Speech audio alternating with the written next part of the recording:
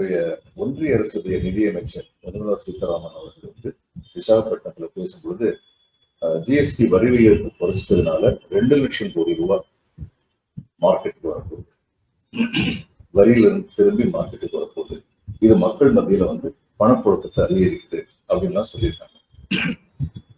சொல்லும் பொழுது காங்கிரஸ் அரசு இதுக்கு முன்னாடி எதுவுமே செய்யலை அப்படின்னு சொல்லியிருக்காங்க. 10 வருஷமா பயங்கரமா வச்சிருக்காங்க வரி விகிதத்தை. காங்கிரஸ் அரசு தான் வரி விகிதத்தை ரேஷனலைஸ் பண்ணது.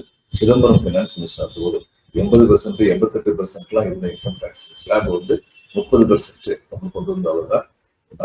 மக்களுக்கு 30% கொண்டு வந்தாரு.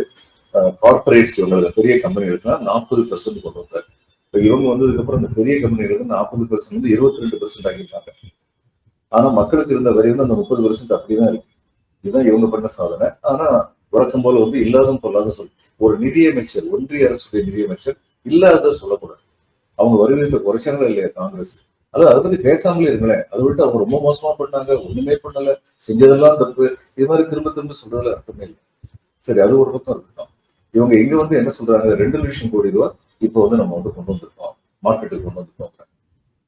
28% இருந்தது 90%, 78% இருந்த இதுல எதுக்கெல்லாம் வரி இருந்ததோ அதுல ஏறக்குறைய 90 விழுக்காடு ஐட்டம்ஸ் 18% கொண்டு வந்துட்டோம்.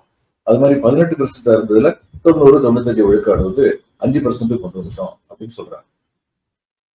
நம்ம மனசுல எழுதுற ஒரு கேள்வி, இப்படி கொண்டு வர முடியும் அப்படின்னா ஏன் முதல்ல அந்த மாதிரி அதிகமா போட்டீங்க? அதுக்கு உங்ககிட்ட பதிலே இல்லை.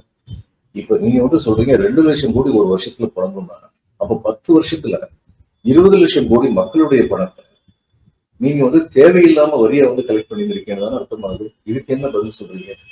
என்னென்ன ஐட்டம்ஸ் என்னென்ன வரின்னு ஏதாவது ரேஷனலைசேஷன் இருக்குதா?